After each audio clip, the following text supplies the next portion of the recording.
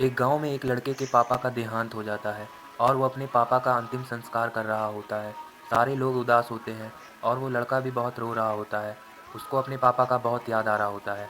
सारे लोग उसे दिलासा दे रहे होते हैं, पर वो वैसे ही उदास रहता है। पंडित जी भी उसे बोलते हैं कि बेटा, अब उदास होने से कुछ नहीं होगा। अब सब कुछ तुम्हें ही संभालना है। अपने घर वालों को भी तुम्हें ही संभालना है और खुद को भी तुम्हें ही संभालना है। सब लोग ये सब बोलकर चले जाते हैं, पर वो लड़का वहीं अपने पापा के पास रहता है और वहीं बैठ जाता है और रोने लगता है। अपने पापा को याद करने लगता है। वो बोलता है, क्यों चले गए पापा मुझे छोड़कर। आधी रात हो जाती है, उसके पापा की चिता भी ठंडी हो जाती है, पर वो वहीं बैठा रहता है। तभी उसे एहसास होता है कि उसके पीछे कोई खड़ा है और वो अचानक से उठ जाता है। पीछे मुड़कर वो देखता है तो देखता है एक अघोरी है। उसके वेशभूषा को देखकर वो बहुत डर जाता है और वो अघोरी उसे बहुत घूर कर देख रहा होता है।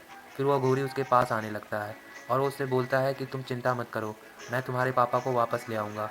और वो लड़का बहुत खुश हो जाता है। वो बोलता है, सच में? तो ये कहता है, हाँ, तुम मुझ पर भरोसा करो, मैं वापस ले आऊँगा। बस तुम्हें मेरा एक काम करना होगा। अपने पापा का सर का कंकाल और अपने सर का बाल मुझे देना होगा। वो बच्चा उसे दे देता है, अपने पापा का कंकाल भी दे देता है और खुश होकर के अपने घर चला जाता है और वो अघोरी बहुत खुश होता है। वो लड़का फिर अपने घर चला जाता है और अपने घर जाकर में गेट बंद करके बैठ जाता है। ये देखकर उसकी माँ बहुत उदास हो जाती है। वो हर रोज़ अपने पापा के पास शमशान घाट जाता और वहाँ से आकर अपने घर में रूम में बंद हो जाता और दिन भर बंद ही रहता। उसकी माँ बहुत उदास होती रहती है। एक दिन वो अपने रूम का गेट खोलकर बाहर आता है। उसकी आंखें एकदम लाल होती है, पर उसकी माँ को कुछ समझ में नहीं आता। वो उसे गले लगा लेती है और उसे खाना खाने को बोलती है और वो खाना खाने लगता है। वो ऐसे खा रहा होता है जैसे उसने कई दिनों से खाना ना खाया हो। वो सारी पूड़ियाँ खा जाता है और सारी सब्जियाँ खा जाता है। तभी फिर उसका भाई खेलता हुआ घर में आ रहा होता है। उसको देखकर ये बहुत घूर-घूर कर गुस्से से देखने लगता है और उसको एक थप्पड़ मार देता है। उसके कान से फिर खून बहने लगता है। खून को देखकर ये खून को चाटने लगता है। ये देखकर सब हैरान हो जाते हैं और फिर वो अपने रूम में चला जाता है। उसकी माँ को फिर शक होने लगता है कि ज़रूर कुछ गड़बड़ है और वो फिर पंडित जी को बुलाती है। पंडित जी बोलते हैं कि कहाँ है वो, मुझे दिखाओ।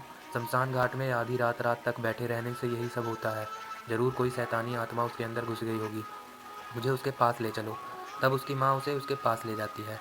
तब वो लोग रूम में देखते हैं कि उसका बेटा ऊपर छत से लटका हुआ है और उसका चेहरा एकदम सफ़ेद, आँख उसका पूरा लाल होता है। ये देखकर वो सब घबरा जाते हैं। तभी पंडित जी उसे बोलते हैं, कौन हो तुम? तब वो कुछ नहीं बोलता और पंडित जी कुछ मंत्र पढ़कर उस पर गंगा जल फेंक देते हैं। तभी वो फिर नीचे आकर गिर जाता है और बेहोश हो जाता है। पंडित जी बोलते हैं, ये लो ताबीज़ और ये ताबीज़ इसे बांध दो। जब इसे होश आएगा तभी पता चलेगा कि क्या बात है और इसको बांध कर ही रखना। फिर पंडित जी चले जाते हैं। फिर जब उस लड़के को होश आता है तब उसकी माँ पंडित जी को कॉल कर देती है और पंडित जी फिर पूजा का सामान लेकर आ जाते हैं और हवन शुरू कर देते हैं और उस लड़के को एक घेरे के अंदर बैठा देते हैं और फिर अपना हवन चालू कर देते हैं। फिर पंडित जी उस लड़के से पूछते हैं कि तुम बताओ, तुम्हारे साथ क्या हुआ था शमशान घाट में? कुछ तुम्हें याद है?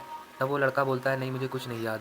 वो कुछ पंडित जी को नहीं बताता है और पंडित जी बोलते हैं, देखो मेरी बात मान लो, याद करके मुझे बता दो। आज अमावस की रात है, इसके बाद कुछ नहीं हो सकता। ये सुनकर वो घेरे का लाइन मिटाकर भागने लगता है शमशान घाट की तरफ। पंडित जी भी उसके पीछे पीछे जाते हैं।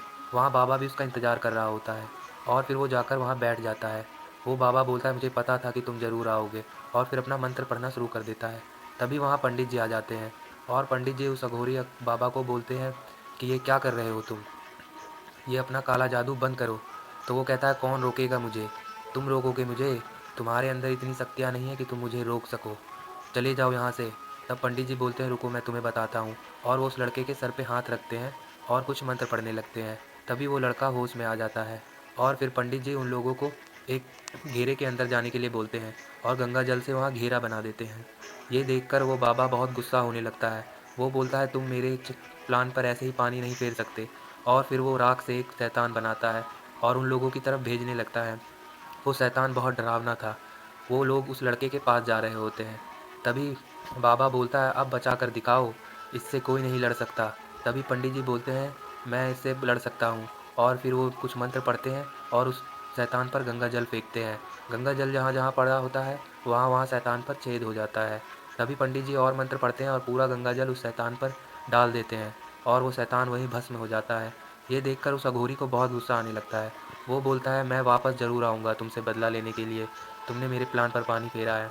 फिर लड़के को एहसास होता है उसकी गलती का और वो अपनी माँ से माफ़ी माँगता है और पंडित जी से भी माफ़ी